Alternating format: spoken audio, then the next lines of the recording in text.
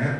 Bom, uma outra situação também, que é um caso interessante que eu atendo até hoje, é um caso de psoríase, né? Então, tem alguns casos de psoríase, mas um que é muito interessante é de um senhor de 51 anos, que ele é um engenheiro. Ele chegou para mim na sessão dele e a queixa dele foi: eu quero sentir alguma emoção. Por quê? Porque é uma pessoa inteiramente fria, racional. Essa é uma das características. Hoje eu tenho acho que 4 pacientes que têm psoríase, né? E que é bem interessante, e quando você vê, a característica é a mesma.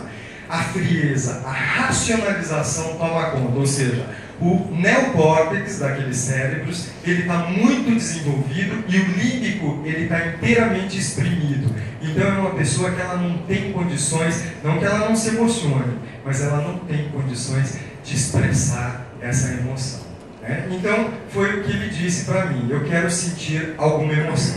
Bom, vamos entrar dentro da sequência, né, dessa pessoa, para vocês entenderem. Ele teve uma gestação indesejada.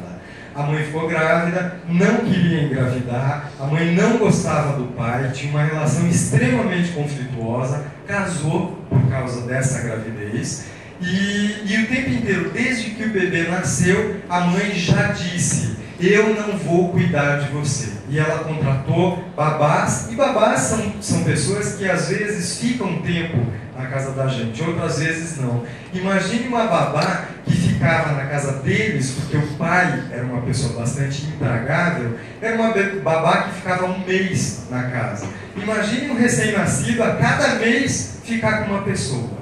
E a cada mês, olha a energia, porque você dá para a babá, a hora que começa a fazer vínculo com aquela pessoa, a babá sai e aí passa para uma outra pessoa e assim por diante. Então isso foi trazendo um comprometimento bastante sério na história dessa pessoa, né?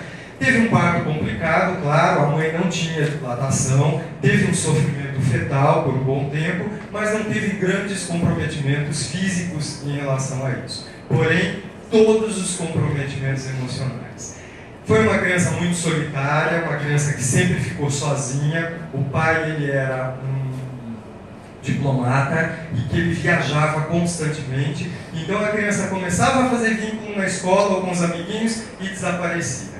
E eles ficaram um tempo morando na África do Sul. E ele teve 2 amiguinhos que ele teve uma relação muito legal. Uma amiguinha, né? Então ele tinha 15 anos e a amiguinha tinha 14 anos e essa amiguinha faleceu de câncer aos 14 anos. E ele disse que ele ficou muito revoltado com aquela situação. Como é que pode uma menina de 14 anos falecer de câncer? E logo em seguida, um amigo dele, que tinha 17 anos, também faleceu de um acidente. Eram as 2 pessoas que ele tinha vínculo. Então ele perdeu, né? E depois de um tempo, ele teve uma representação assim: poxa, essas pessoas eram mais do que irmãos. Eles também representavam a figura feminina e masculina, que era o pai e a mãe, que era a relação dele, por mais que a idade fosse muito parecida, né? Bom, e o que acontece na história dele? Um tempo depois, o pai morre de câncer, né? Então, aos 18 anos, o pai dele tinha 49 anos. Bem novo, ele faleceu de câncer e a mãe tinha 43 anos, já em seguida também faleceu de câncer. Os 2 faleceram de câncer. E assim, câncer fulminante e tal, e isso demonstra, Reich, na biopatia do câncer, ele fala que é uma biopatia de encolhimento. O organismo da pessoa se encolhe de tal forma que o teu terreno energético não reage, não tem possibilidade de cura, né? Então, é isso que aconteceu na história dessa pessoa. Enfim, o que vai acontecer? Ele disse que ele começou a perder a fé. E aí olha a frase que ele diz para mim: por que viver nessa época, né? Ele se questionou, depois que a mãe morreu, ele se questionou: por que viver? Eu queria voltar para o útero da minha mãe. Mas qual útero? Ele não tinha mais o útero dessa mãe. Então não tinha mais sentido. Enfim, o que aconteceu na história dele? Ele resolve então buscar outras relações, outras mulheres, mas ele não dá conta, porque a hora que a mulher chega perto dele, ele diz: não chega perto de mim, porque eu não vou dar conta, você vai me abandonar, você vai morrer também. E ele sempre foi um jovem, que era um jovem muito bonito, muito atraente.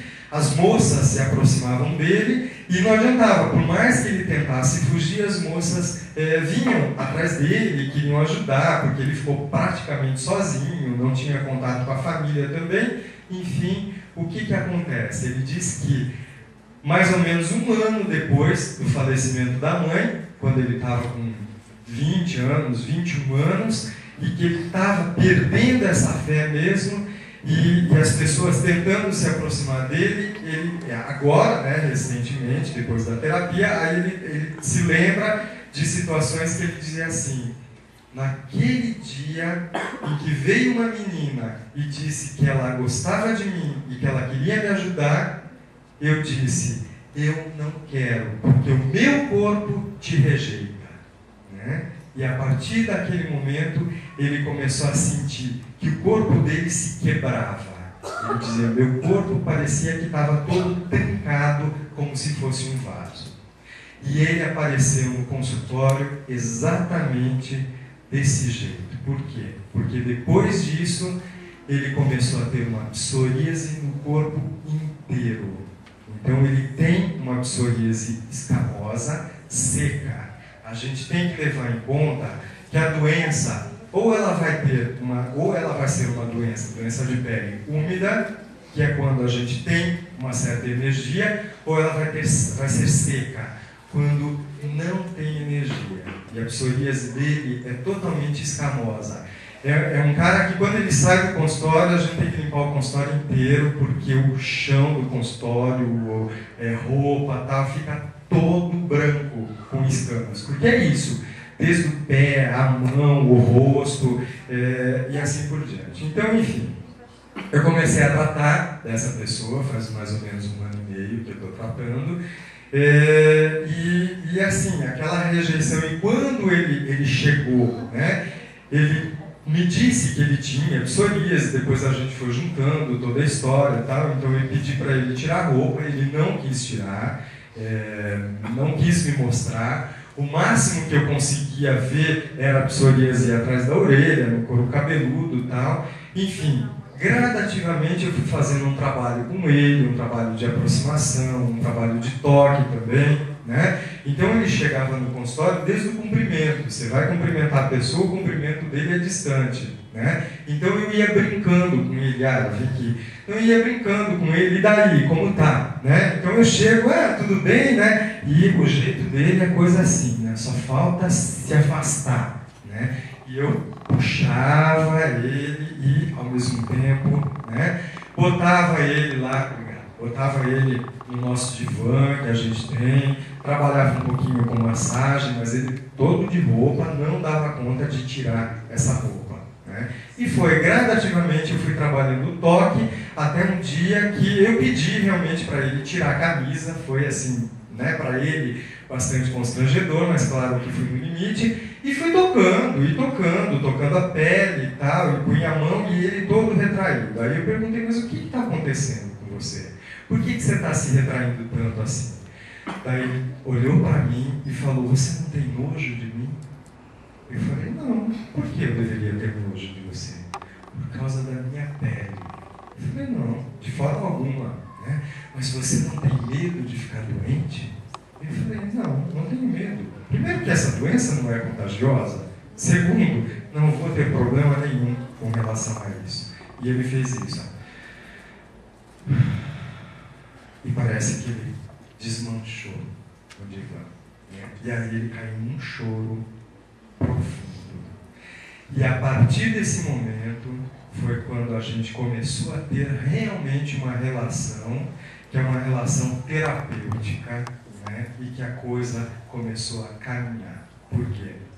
Porque eu fui tocando, né? Ele é uma pessoa que ele senta e você pergunta: e daí? Como é que você está? Tudo bem. Quer me falar alguma coisa? Como é que foi tua semana? Foi bem.